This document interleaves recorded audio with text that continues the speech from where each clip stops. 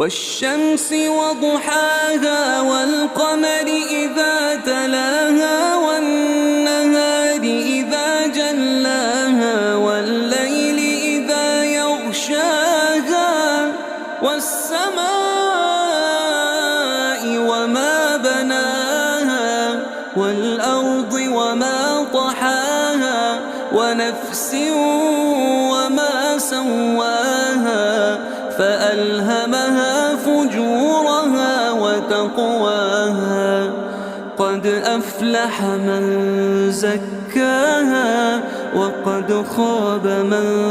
دساها كذبت ثمود بطغواها إذ انبعث أشقاها فقال لهم رسول الله ناقة الله وسقياها